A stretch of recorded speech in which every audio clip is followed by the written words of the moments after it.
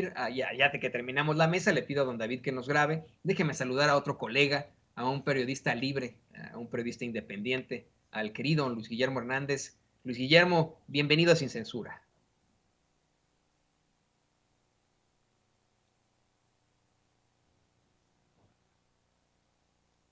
Hola, hola, ¿qué tal? Buenas tardes. Me parece que tuvimos ahí un problema con la comunicación, querido Luis Guillermo, ahorita que estábamos haciendo el enlace, pero ya te tenemos en línea, te saludamos con mucho gusto, querido colega, periodista libre Luis Guillermo Hernández.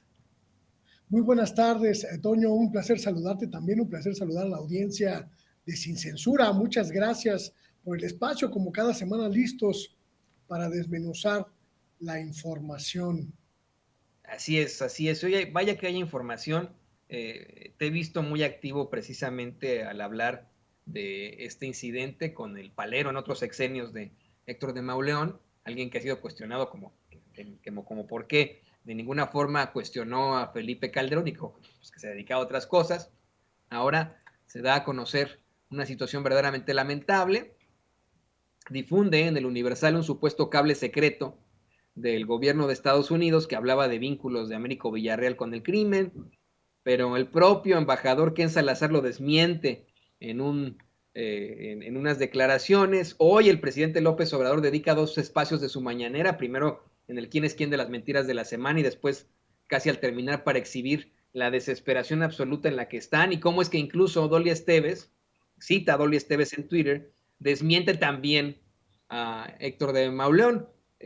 Hace algunos días aquí se planteaba pues precisamente la trayectoria de ese sujeto, ¿no? Que desafortunadamente pertenece a esas esferas del poder con apellido de alto pedorraje que nos imponen en los medios de comunicación tradicionales y esto es lo que sucede, mentiras falsas que en todo caso pues buscan seguir con la guerra sucia en contra del presidente López Obrador. ¿Qué opinas tú sobre todo esto, querido Luis Guillermo? Conozco muy bien, Toño, a Héctor de Mauleón. Trabajamos juntos hace ya muchos años en diferentes medios. Coincidimos en el viejo periódico El Proyecto El Independiente, que dirigía Raimundo Riva Palacio, y después coincidimos en otros muchos proyectos periodísticos. En algún momento en el sexenio pasado me invitó él personalmente a colaborar en la revista Nexos y puedo afirmar con absoluto conocimiento de causa que Héctor de Mauleón no tiene fuentes de ninguna índole y de ninguna naturaleza en ningún ámbito de las instituciones públicas. Héctor de Mauleón es un hombre que no sale de su escritorio nunca más que para hacer sus programas de televisión o para ir a cobrar las cuentas de su amo, Héctor Aguilar Camín. Tengo absoluta certeza, mi querido Toño, de que este asunto de los cables supuestamente confidenciales, que supuestamente le reveló una fuente, en realidad son un envío específico que aceptó publicar a cambio de algo.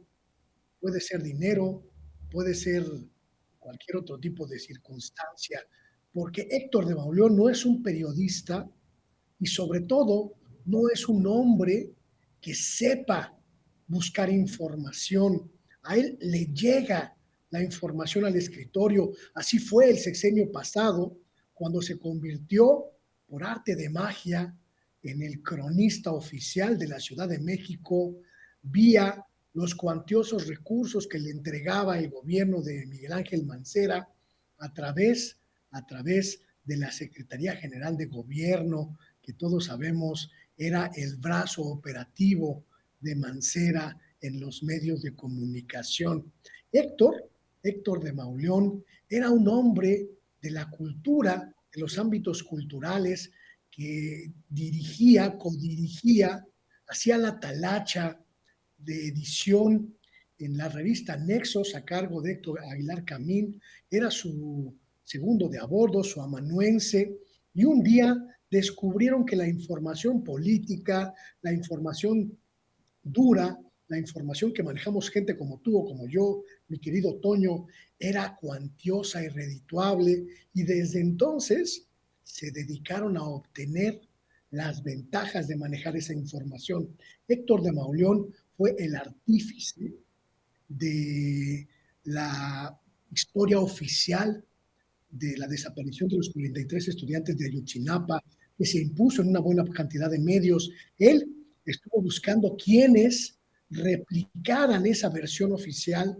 Él buscó periodistas que aceptaran cronicar los documentos que había elaborado la PGR, cargo Yucaram, y él se encargó junto con otros de su misma ralea a posicionar esa versión oficial en los medios, un hombre que entendió pronto que la información es poder, pero sobre todo que la información es dividendos, esos dividendos que hoy nos damos muy bien cuenta, le juegan una mala pasada porque queda completamente evidenciado como un hombre poco profesional, poco serio y poco ético, que no tiene ni la mínima posibilidad de confirmar los documentos que le mandan publicar.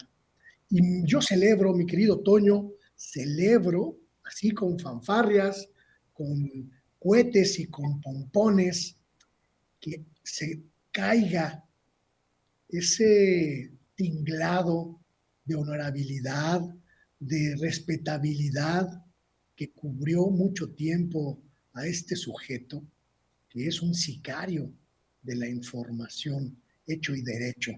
Celebro también que este desmentido público llegue directamente a la columna vertebral del Universal, un periódico cuyos directivos prostituyeron, cuyos directivos entregaron a la mentira, a la farsa, a la marrullería, divorciándose del periodismo. Y también celebro, mi querido Toño, que junto con ellos caiga todo un contingente de periodistas falaces que han jugado durante todo este sexenio con la mentira, con la degradación del periodismo y con la putrefacción de la información que el público, que la gente merece.